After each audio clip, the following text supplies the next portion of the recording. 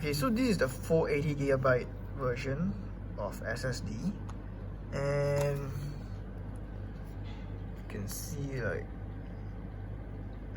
it's 480 gigs as written on the label.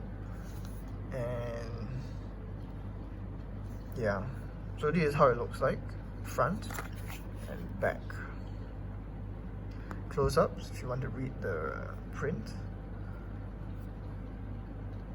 Okay, so yeah, there you go, 480 gigs.